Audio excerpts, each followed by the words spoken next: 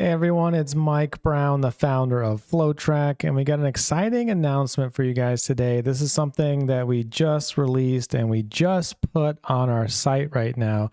I want to show you what we got in store and how you can use the retargeting feature and prepop features on the form so your customers can resume where they left off filling out your form. Now, this is a great way to dramatically increase revenue. People don't have to go through the whole form process again. They can just pick up where they left off, even across different devices, right? So you could be filling out something on your phone, and then you realize you want to complete your order on your desktop. You can do something like that now inside FlowTrack. So let me show you how we're using this today. It's pretty cool. So I'm going to switch screens right here. We're going to dive in. So you guys have probably saw, because I just made an announcement this morning, the new FlowTrack site. And we have this really cool form up here that's hooked up to this button. Now, this is actually just a pop-up, right? It's a button hooked up to a pop-up. I set the background transparent, and I put an image that had a transparent background. So this is the same little blob image in the back you can see over here. I just swapped it around so it's transparent on the right. And so this is a form. And I want you to notice, I guess you can't see what's in my address bar, so I'll paste it in the field because the address bar is cut off. But I have this in the address bar right now. It says first name equals Joe, right? And I can go ahead and change that. I'm going to say first name equals Mike, and I'm going to load the page again. And now you can see that we're pre-populating the data based on the query string in the URL. That's cool, right? Everyone can do that. That's great. But what if we did something better? Carry this identity and the form data across forms. That would be really cool, right? So let's take a look at how that works. So I'm going to fill out this form, right? And I'm going to go ahead and get redirected to another page. This is a completely different page, right? It's a completely different page, and it's loading this new form, and it carried the identity of the contact that was already in here. Now it's using the data that's already on the contact record, so we have this created. It's carrying this over. Now, this works a third way. Let's say that I already started filling out part of this form. I'm going to start filling this out. We'll say this is test Joe. We'll put in a phone number in here. We'll put in some random password, right? And then we'll continue.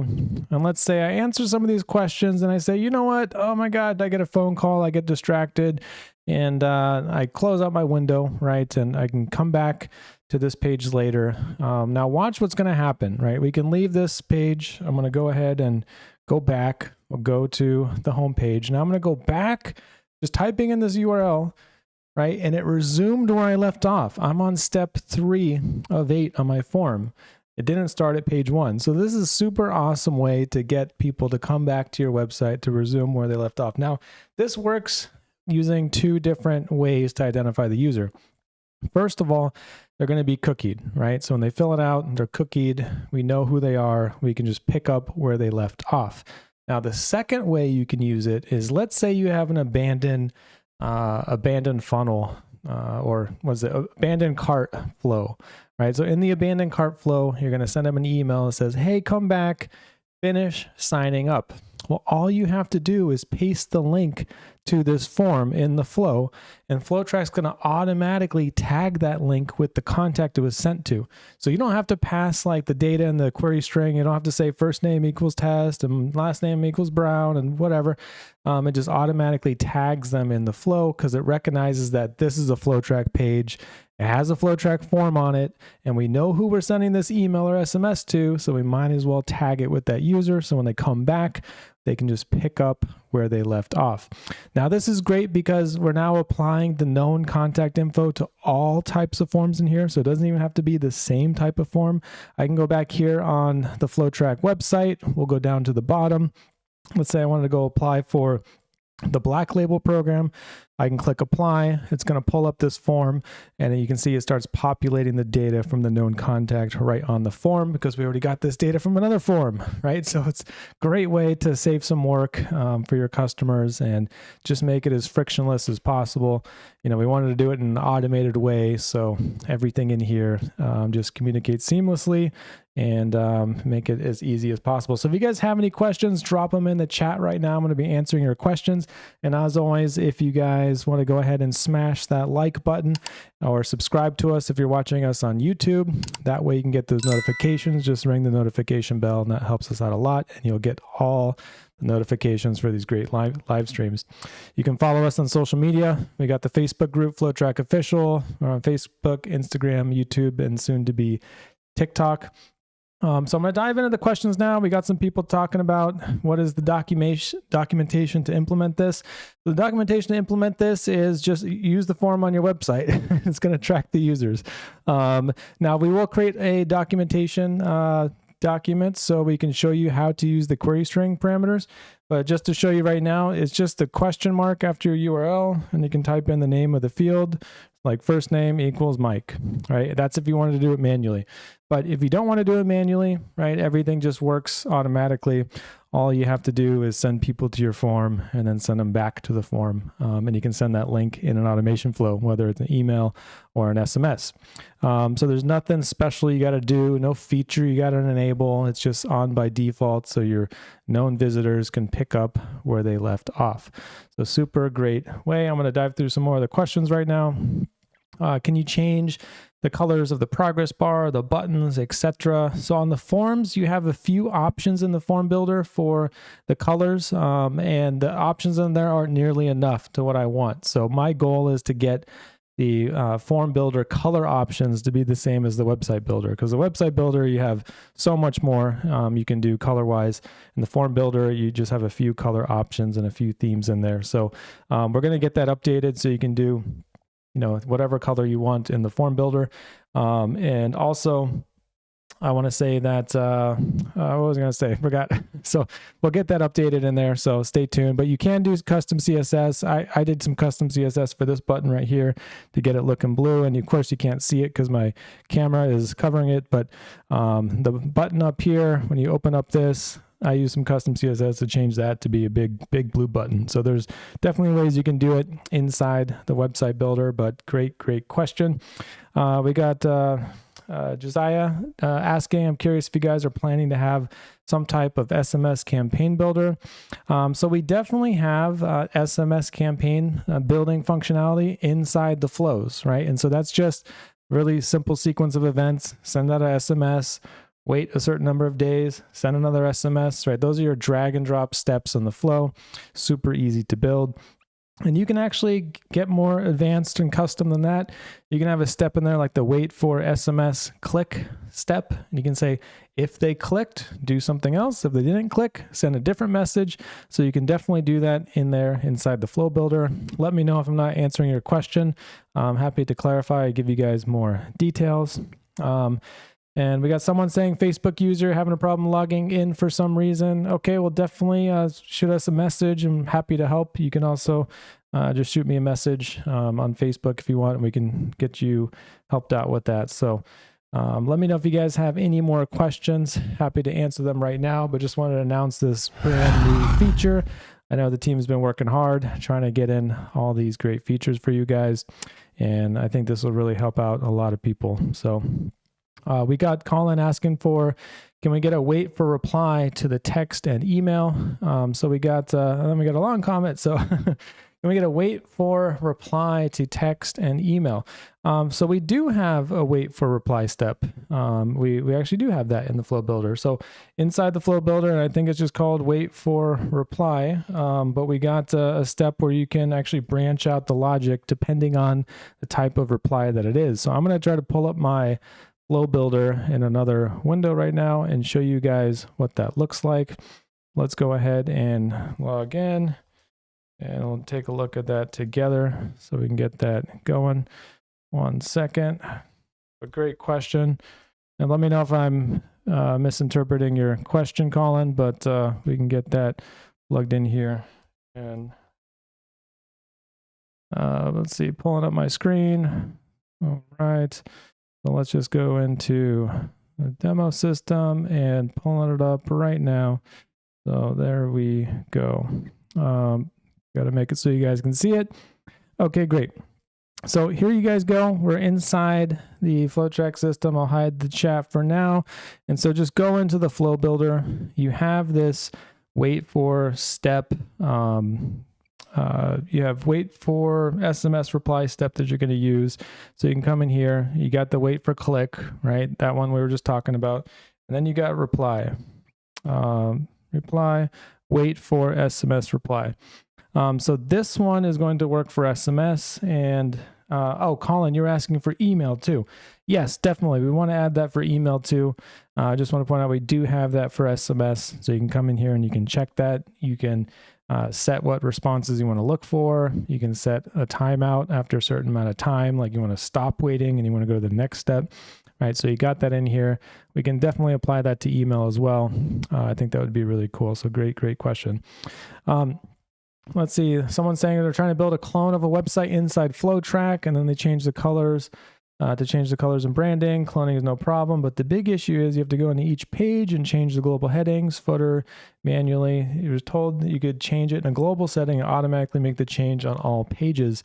Yeah, so we do have this feature called global styles, and I think that's going to be what you're looking for. So this feature, you can come in and you can build a beautiful website and you can just change the styles in a global fashion. So let's go ahead and make a quick site really quick. I'll show you guys where these options are.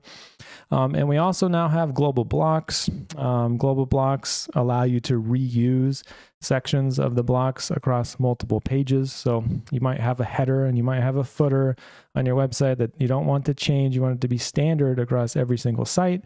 So you can just come in here and let's just start with a blank page actually. I just came in here and set that up. So we can add in a new section on the website and I can kind of show you how the global blocks work. So we can start with a save section. Let's see, we'll do a template block. And so there's a bunch of different template blocks in here and you can pick one of these.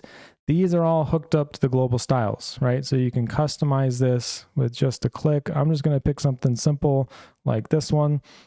And we're going to drop this into the page and we can see how global styles affects the page.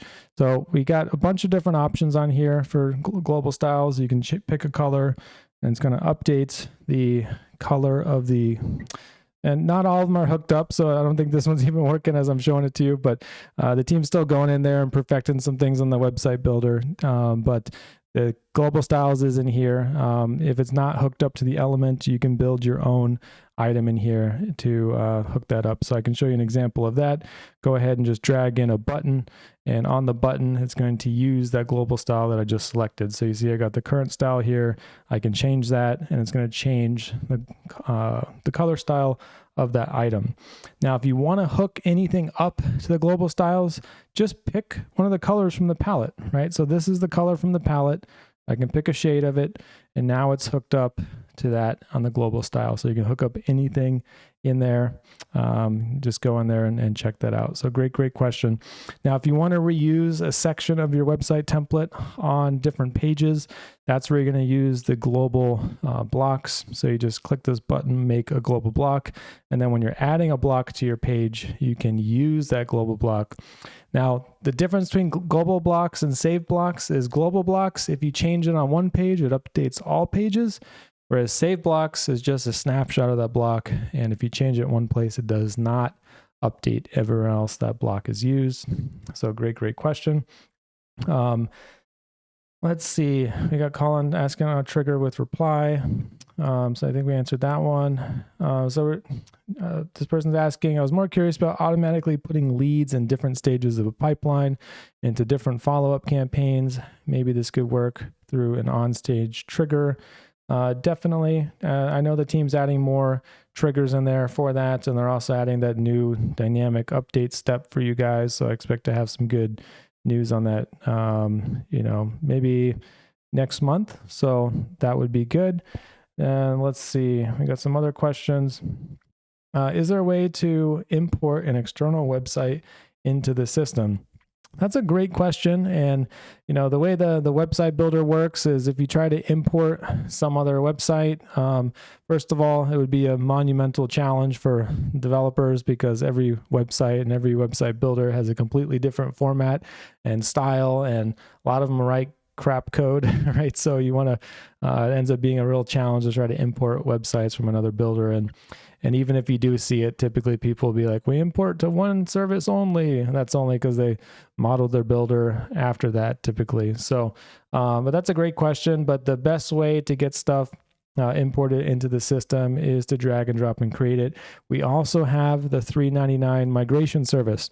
So if you want help, you just want someone to do it for you, talk to support. You can just message them in the chat when you're logged in and tell them you want the $3.99 migration service or the $3.99 a month done for you tech services. So you just load them up with work. Tell them I want these websites created in here. I want these websites migrated over, and they'll get that done for you. They crank out that sort of stuff all day, every day, so they can do it in, really quick compared to, just anyone else, any other freelancer that may not have as much experience inside the system. So definitely check out or talk with the support about that, and they can get you hooked up. Let's see. Jacob's talking about the invoices. So definitely send me an example of that. We can take a look at that, Jacob. Let's see. This person's asking, is it possible to add a drop down for New Zealand or Australian phone numbers for the SMS number into my account? So I don't understand the question exactly, but if you want to shoot me a screenshot, I can go ahead and take a look and see what your request is on that. Let's see. Jacob's talking about ChatGPT. Yeah, ChatGPT is definitely pretty cool. I definitely want to see how we can use that. Pretty cool technology. The only scary thing about ChatGPT is it gives you very confident wrong answers sometimes, right? It doesn't know when it's right or wrong yet. So that's interesting.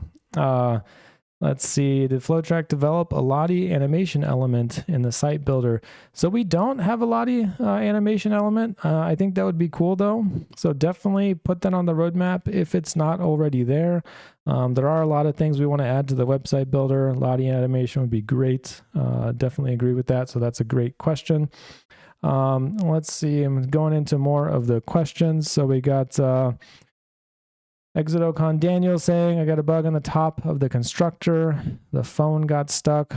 So I'm not sure what you mean by top of the constructor. So if you can clarify that for me, I appreciate it.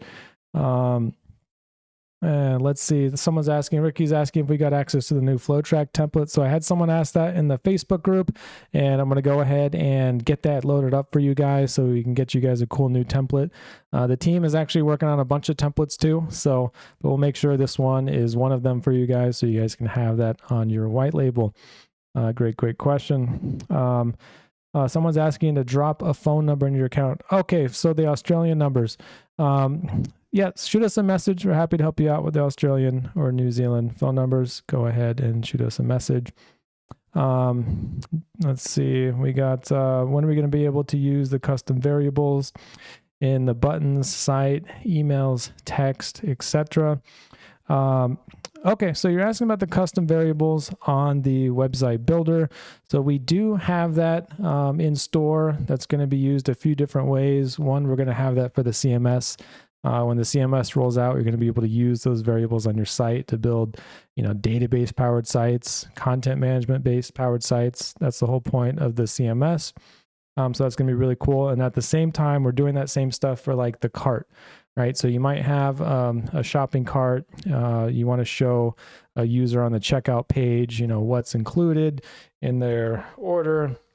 So I already even started making a little mock-up of that so you guys can see the direction that we're going with that. So let me go ahead and switch screens and show you the type of stuff you can do with that.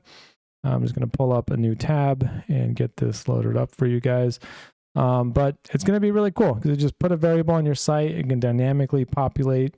So whether you're building, a database of pages, and I always use the car example, like a inventory of cars, or, whether it's the cart on your checkout page, you can do all that sort of stuff in here. So let's go ahead and pull up one of the pages we made for the, let's see, order page.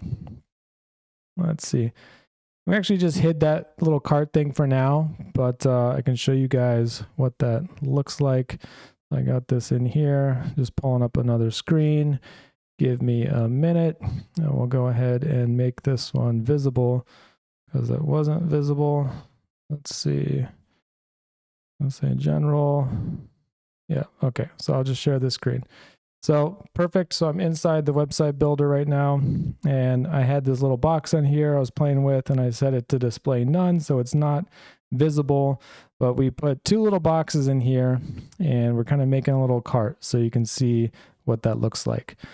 Just to give you guys an idea of what you'll be able to do with these packages. So this one's going to be based on the package or the product that was selected on the form. They'll be able to build this little your cart thing, and you can show them what they selected. So that's going to be how you can use the variables inside the website builder. So definitely expect that. That will be coming. And I get a lot of people that ask how you do this little lip thing, or this little thing that kind of floats over the other box. And so I just want to show you guys that while we're here, because that's pretty cool effect. You see it on our site in different places, and a lot of people do this. You might have this most popular little bump, right, that's kind of above the top, and that's super easy to do. You can do that right here with the cart. And let me show you how we did that. So I just put text inside of a box. And so on the dimensions, we just have, well, first of all, we made it position static. So that just means it's going to have its own dedicated static position. And then you can just change the margin to kind of like move it up and down. So you can kind of position it where you want and make it look like it's attached. It's a cool little effect that you can do super easy in the website builder. So just wanted to point that out to you guys. Pretty cool. Let's see. We got some more questions. Video.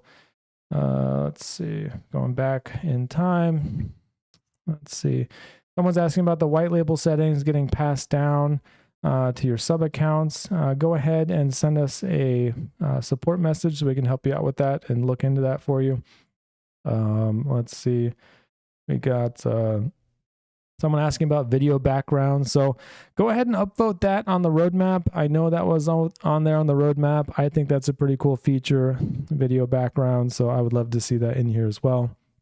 Obviously, the stuff with the most upvotes is going to get the most attention, and we're going to try to prioritize based on that. So that's a great idea. Let's see. We got some other questions in here. How can I request the template to resell my white label? Never saw the template on the previous site. Go ahead and shoot us a message, Daniel. We're happy to help you out with that, and we can get one of those templates loaded up in there for you. So just message support on the chat. We're happy to help. Is there any way to create a flow to get notified when there's a new voicemail? That's a great question, and we don't have the voicemail received as a trigger, but what you can do inside the flow builder is you can just use the no answer branch if you're forwarding the call to like an extension, something like that. If there's no answer, you can just have that event trigger a notification for now. There's not one specifically for the voicemail, but you could do like a missed call notification, not the voicemail notification. But that's a great idea. Make sure that's on the roadmap too, so we can get that upvoted. Appreciate that. Let's see, we got another question. When you make a copy of deactivate from flow, you can no longer delete the copy. Super weird. So definitely message support about that. We're happy to help check that out for you too. Haven't seen that, but if there's an issue on the delete the copy, we can help you out with that. So send us a message. We got another question. For some reason, my account dialer won't allow me to call a cell phone and leave a voicemail. So definitely send us a message, Jacob, about that as well. We're happy to look into that for you. Let's see. Another person's asking, I get notifications for voicemail, but it'd be great if there was a way to attach the message. I see. So you want the voicemail attached to the message. So that is a great idea. And I think that one's already on the roadmap. So please definitely go in there and upvote it. That'll help us out a lot. Let's see. Like the ability to clone any HTML site. Will be possible to do this. So in terms of cloning sites, you're really looking at those two options I was talking about. You can build that in the website builder, or you can hire a freelancer to do it to help you out, or engage our white label, well, not white label for that one, but our tech services, $3.99 a month. You can give them the task and they can go in there and build your site or get it migrated over. That's a great one, great question.